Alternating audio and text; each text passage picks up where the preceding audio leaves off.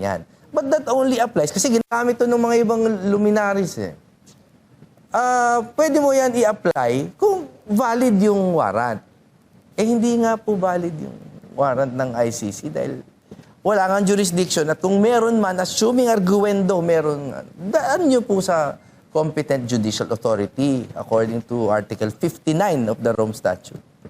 Eh, yun nga yung tinatanong, attorney. Yung sinasabi nila na enough na daw na judge yung ICC. Kaya pwede sila mag-issue ng warrant. Pero meron po akong nadinig, ganito po yun. Ang sabi, ba't yung kay Saldico? Meron ding warrant. Tapos, doon sa foreign country, hindi nila pwedeng ipatupad dahil kailangan nilang respetuhin yung batas doon. Bakit ngayon dito, ayaw nilang respetuhin yung batas dito na dumaan sa competent court? That is an absolutely strong and correct point. At kung tingnan niyo yung ibang bansa na state party sa Rome Statute, lahat sila, France, Korea, and all that, no?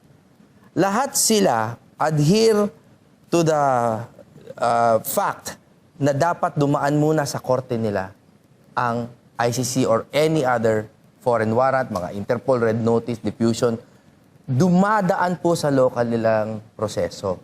Tayo lang po ang natatanging bansa na may mga officials representing our country na are trying to say na hindi, wag na natin idaan sa ating local courts. Baliktad na baliktad po ang ginagawa ng opisyal natin sa mga ibang bansa. At saka parang actually medyo mali pa nga yung argument na yun dahil yung nag-issue ng warrant ay Pilipinas at Pilipino si Zaldico.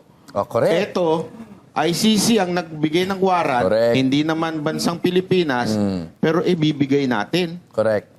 So parang malabo talagang ito yung warrant na to. Correct. Pero merong bali-balita na iba daw yung pinakita ni Trillanes at yung totoong kaso. Bakit bigyan po kami ng paliwanag dito? Lilinawin ko lang po, the only reason why we are making assumptions, hindi pa sure, assumption lang, na parang spurious yung pinakita ni Trillanes na warrant is because we were not served or formally served a copy of it. So ang nakikita namin, through their own fault, ay yung mga copies lang sa media, yung mga ginaganyan niya, siniscreen capture namin, ini-enlarge namin. Why? Is that our fault? Hindi. Kasi nga hindi nyo kami binibigyan. At base po sa research ng team namin, iba po yung mga case number na nakasulat doon, laban doon sa original na warrant na nirelease na rin naman ng ICC. So, as for now, it seems to be a spurious document being brandished by the former senator. So linawin natin, iba yung numero? Iba. Oh, we can show you the pictures or you can do your own research. And again, I am very open to correction with this on this regard. With the disclaimer na kung nagkamali man ako, hindi namin kasalanan.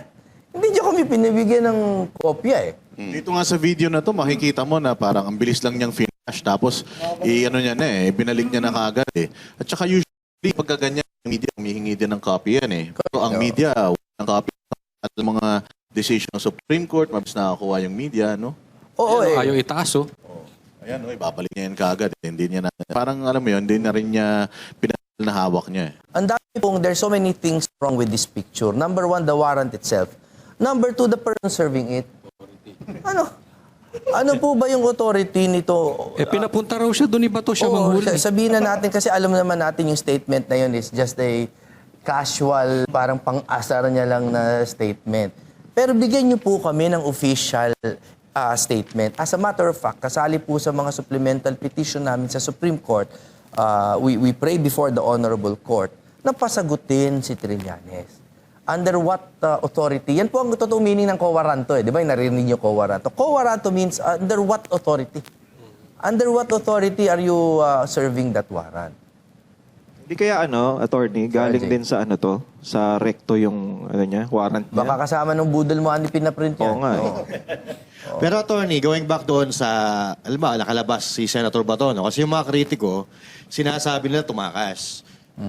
Parang hindi natin matatawag na tumakas kung wala pa namang warrant of arrest. Considering na siya ay nasa protective custody ng Senado, may nalabag ba siyang batas dito? Wala. Very strongly emphasize yan ng legal team namin that he has committed no wrong and he has in fact just performed an act of self-preservation. Because hindi naman po legal yung arrest na sinusubukan gawin ng NBI, di umano. No?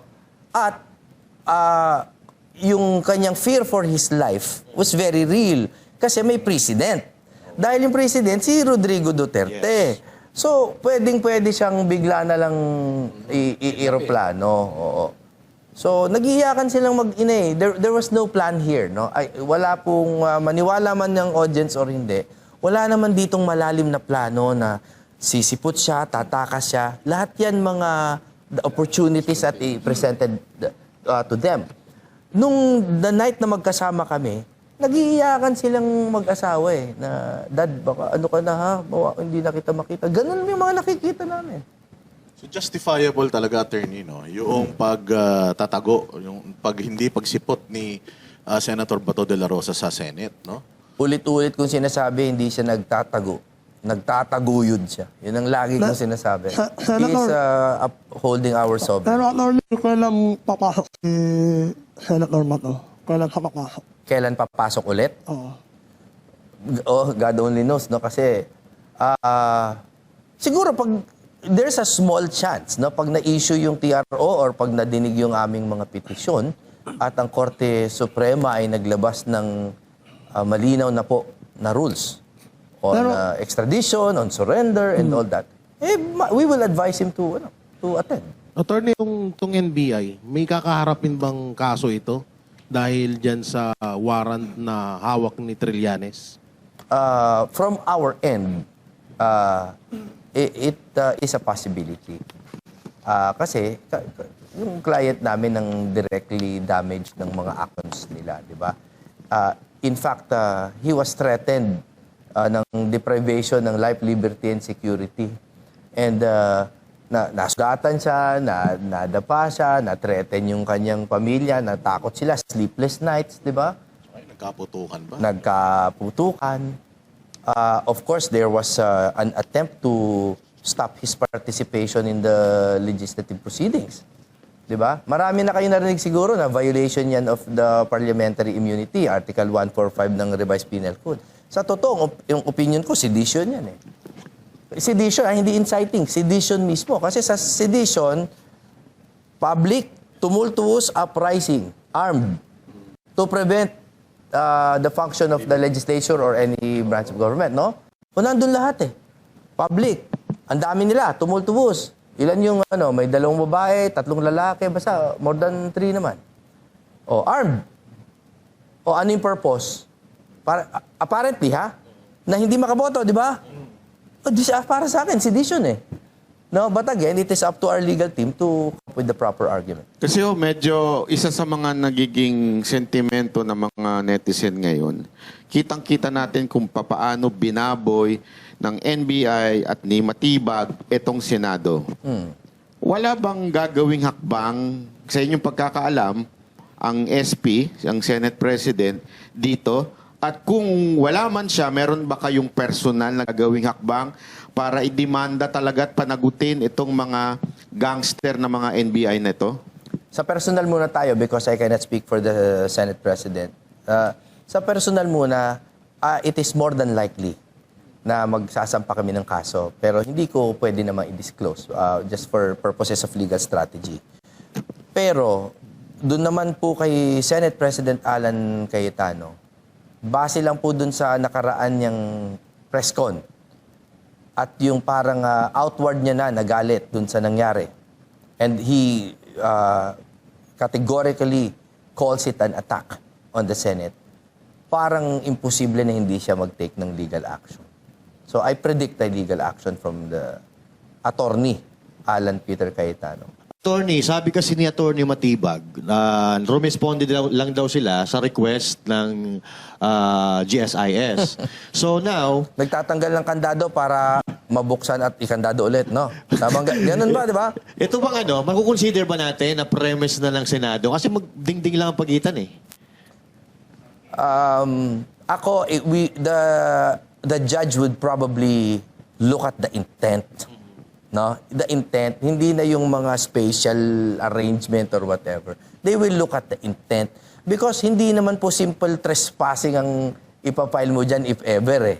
Diba? What was the attempt? At the very least, it was an attempt at either an unlawful arrest or baka nga terrorism pa yan eh. Hindi mo alam kung ano yung intent kasi eh. Masyadong malabo, no? So, we'll see. At saka kung kailangan ng protection ng GSIS, di ba dapat pulis ang ni-request, hindi NBI? At kung sakasakaling lumabas ba si Bato, halimbawa lang, doon sa GSIS at pinigilan ng NBI, without proper authority, di ba pwede makonsider yung na kidnapping ang gagawin nila? Kidnapping, unlawful arrest, violation pa rin ng parliamentary immunity, napakadaming kaso eh. The point being na marami pong inconsistencies ang sinasabi ni Director Matibag. Nagbabangga-bangga na po ang sinasabi niya at ng palasyo. At it seems to me na obvious naman po sa lahat ng mga nag-iisip pa na yung mga statements niya ay puro cover up. No? He is making it up as he goes along. Pag merong nag-accuse sa kanya na parang ano kayo nun, sinusubukan yung pumasok. Hindi po, tinatanggal lang namin yung kandado para i-secure ulit. Laging ganun eh. Tapos, nung nangako siya kay Ala na magpapakita kami ng warrant, nasa kotse lang. Diba? Tapos, hindi naman. Wala pa naman pong totoo. Ako, hindi ko pa siya inaaway. Ano? Pero kasi these are his actions. Nangangako siya, nagko-commit siya, hindi naman po nagkakatotoo. At kung totoo yung sinabi ng Pangulo na nung alas 4, pinapa-pull out na sila, which by the way, incriminates the President na they're acting up on his orders. But let's set that aside. Nandun pa rin sila pagkatapos, di ba? Ibig sabihin, nilabag din nila yung supposed leader nila. So madami pong hindi nagtutugma sa mga sinasabi niya. So he cannot expect us to respect his next pronouncements. Actually, di talaga nagtutugma-tugma yung sinabi ni Pangulong Bongbong Marcos, ni NBI Matibag, tsaka ni Claire Castro. Now, ang bali-balita po, yung nahuli daw ay driver. Yung Oragon ba yun? Oragon? Oragon. In a lawyer's perspective, pwede ba magdala ng baril ang isang driver ng NBI? Tsaka wag na natin pag-usapan kung driver siya. Volunteer daw eh. Again, another pronouncement by him. I don't even know where to begin, Master Judea, kasi binigyan mo ng baril yung volunteer na hindi daw niya Pinahawak lang daw, pinahawak. Hindi naman daw niya kontrolado yung hawak niyang baril. It is at least clear yung kanyang lack of a coherent story. No? So at least, at the very least, yung character niya pwede nating i-judge. At nagsalita na rin yung asawa ng driver na wala talagang baril yung asawa niya. Hindi daw talaga nagdadala ng baril yun. So, ibig sabihin, nung nagkataon na nangyari yun, may nagbigay talaga ng baril kung sakaling totoo yun. Bawal yun, walang lisensya siya. Bawal yun. Hindi ka pwede magawa, wala ka lisensya. Hindi, meron daw pinagbitbit. Yun ang dahilan nila eh. Inutusan lang magbitbit. Yung baril. Violation pa rin yun ng Illegal Firearms and Ammunition Act. Violation pa rin yun. Di ba ka may bagong license yung taga-bitbit? Kaya lang, attorney, isa sa mga lagi sinasabi na huli daw, kasi bumalik, kinuha yung bag. Yung tactical bag. Tactical bag. May balita, ewan ko kung totoo ito, i-confirm mo na lang, may mga ID daw doon sa bag. Totoo ba yun na may ID ng mga NBI doon sa bag? Hindi ko pa kasi nakikita, pero pareho lang siguro tayo na naririnig na balita. Pero bakit hindi natin pinupukusan, pagtuunan natin ng pansin, yung fact na pinaputok yung baril? Huwag muna natin pag-usapan kung sino siya o kung ano man. Basta the point is he was acting apparently on the instructions of the NBI. He was with them. They do not deny his participation. They do not deny that he was accepting directions from them. So, in effect, siya at that time was acting under the control and supervision of the NBI. So kung kanino man yung baril na yun, separate na kaso na yun. Ang nagpaputok ay isang tao na kontrolado nung NBI. Sagot nila yun. Pero sabi ng presidente, hindi daw ito gobyerno kung sino man daw yung nagpaputok dyan. Kung Senate side yan, government pa din yan. Kung NBI side, government pa din yan. So sino yung tinutukoy niya na hindi gobyerno? Baka ewan ko kung anong multo na po yung... Alam ko, Ghost NBI. Kasi uso Ghost ngayon, di ba? Ghost Flood Control. Ito, Ghost NBI. Ito po ang lahat po ng nababalitaan natin puro second-hand information. Let me give you first-hand. Kami po ay nakakulong dun sa kwarto ni Senator Bato kagabi. Hindi na namin alam ang gagawin, no? Nanggaling kami dun sa kwarto ni Alan Cayetano, sa second floor kasi yan. Nung dumating na si Secretary John Vic, nag-provide siya ng escort para makapunta kami sa kanya-kanyang kwarto. Kasi ang sisikip na dun sa mga kwarto, no? Nakapunta kami at tinulong kami, lockdown kami sa kwarto ni To. Pagtingin namin, doon sa, may biranda yan kung nakapasok na sa Senate, no? May mga nakita kaming tao doon na nagpapasok-pasok pa rin doon sa GSIS. Binidyohan namin ni Atty. Torion. Flashlight, Oo, may flashlight. Apparently, still trying to find ways in or something. May NBI. Tinawag kaming sinungaling ng mga kung sino-sinong media. They denied it at first, tapos sasabihin na nila na totoo, pero puro ganon, di ba? First-hand information na namin Dininay yun. nila yun, ha? Sabi nila, walang Dininay NBI, nila. nandito kami sa fellowship. If you notice, i-attempt muna nila na i-debunk Pero pag sila ay napahiya na, pepektosan nila ng konti, pero sila pa rin yung panalo. Pero ito, may first-hand information na ako. Ako mismo nakakita, kitang-kita ko po with my own eyes, NBI. So, huwag niyo po kaming sisihin. Nakita niyo po Hindi ba? NBA, ha? Hindi. Kasi minsan baka NBA yan. May number 33 sa likod. Hindi kaya NPA. Hindi din. NPA.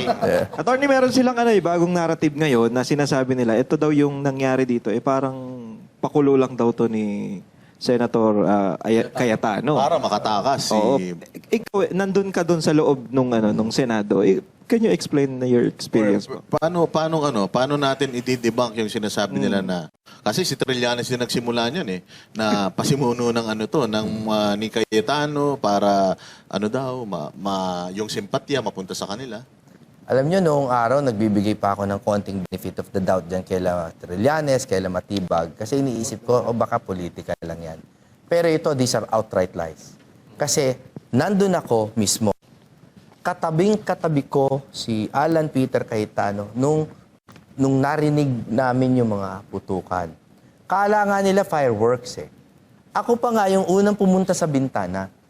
Tinignan ko, hindi fireworks yan kasi shooter yung tatay ko dati. Alam ko, tunog ng baril Sabi ko, hindi pa putok to. May sumisigaw na. Sabi ko, mukhang wakas ko na to. Kawawa naman yung baby ko. Yun ang una kong iniisip talaga Nakita ko yung mukha ni Senator Alan Cayetano na sincere, totoong gulat.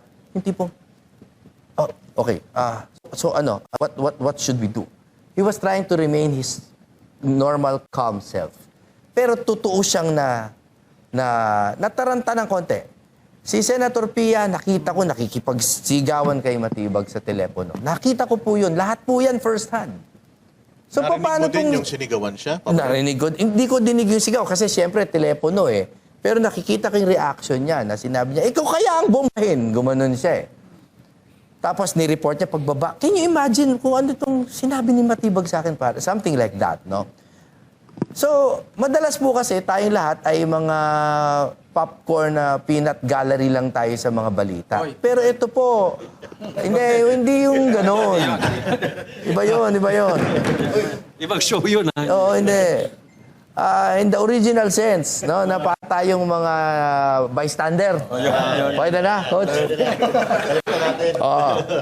Pero ito, hindi po kami bystander. Biktima kami nung Senate attack. So para nila isisi Victim shaming po yan. Victim blaming, victim shaming. Ano pa ba ang mga terms ng mga bata ngayon? Lagi Pa- nilang, Pero wala na- lagi nilang Oo. ginagamit yung mga victim shaming. Di ba? Yan po, I can assure you mga kababayan, sa mga kaibigan ko po na kahit papano nag-iisip pa, at least on this account, hindi po totoo yung sabi nila. Hindi po yan stage ni Bato, hindi yan stage ni Alan. I was there, I can tell you with a straight and honest face, hindi po nila kagagawa niyan.